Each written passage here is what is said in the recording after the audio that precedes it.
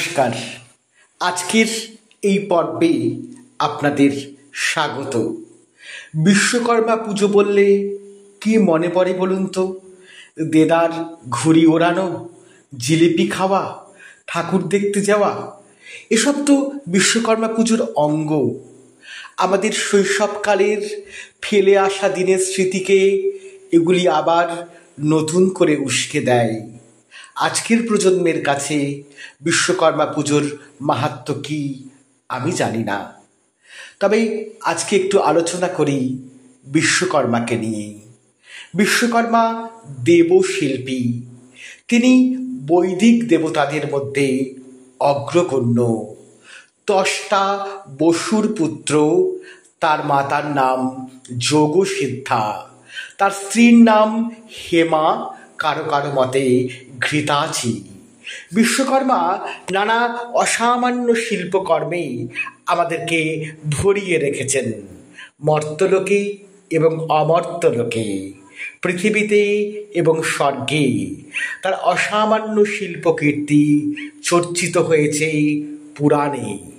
বিশ্বকর্মার প্রথম শিল্পকীর্তি হল তিনি ইন্দ্রের জন্যে সুরম্য একটি সভা তৈরি করে দিয়েছিলেন, যে সভাটির খ্যাতি অমরাবতী নামে। আর কুবেরের জন্য তৈরি করেছিলেন অলকাপুরী। দশানন রাবণের লঙ্কা, যে লঙ্কা দহন করেছিলেন রামভক্ত হনুমান, সেই লঙ্কাও তৈরি করে দিয়েছিলেন স্বয়ং দেবশিল্পী বিশ্বকর্মা। শ্রীমদ্ ভাগবতমে উল্লেখিত আছে, যোগেশ্বর ভগবান কৃষ্ণ জগদেকনাথং সর্বশক্তিমন্থং পরমাত্মস্বরূপ শ্রী ভগবান যখন দ্বারকা নগরী নির্মাণ করবার জন্যে উদ্যত হয়েছিলেন, তখন সেই নগরী নির্মাণ করে দেন বিশ্বকর্মা। ত্রিপুরারি শিব যখন তারকাসুরের 3 পুত্রের 3টি নগরকে ধ্বংস করতে চেয়েছিলেন, 3টি পুরকে বিধ্বস্ত করতে চেয়েছিলেন, তখন তার প্রয়োজন ছিল একটি রথের। সেই দিব্য রথ নির্মাণ করে দিয়েছিলেন বিশ্বকর্মা।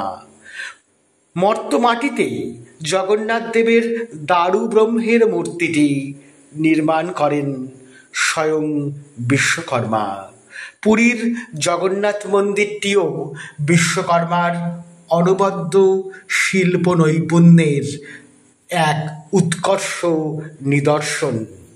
কামদেব কর্তৃক নির্মিত কামাখ্যা মন্দিরও বিশ্বকর্মারই শিল্প সৌকর্যের ফসল।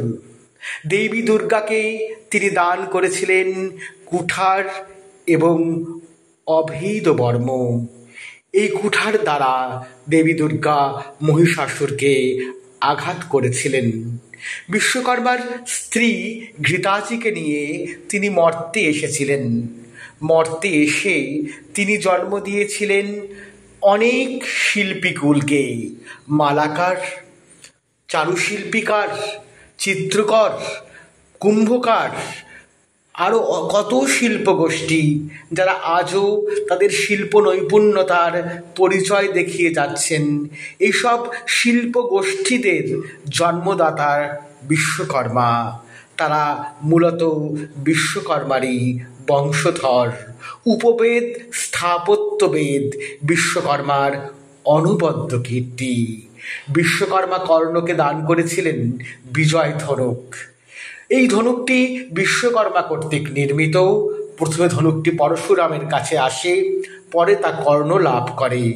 বিশ্বকর্মার 2 পুত্র নীল এবং নল নির্মাণ করে দিয়েছিলেন রামচন্দ্রের সেতু। আজকে এই মহান শিল্পীকে, বিশ্বের সর্বকালের শ্রেষ্ঠ পূজনীয় শিল্পীকে আমাদের প্রণাম, নমস্কার।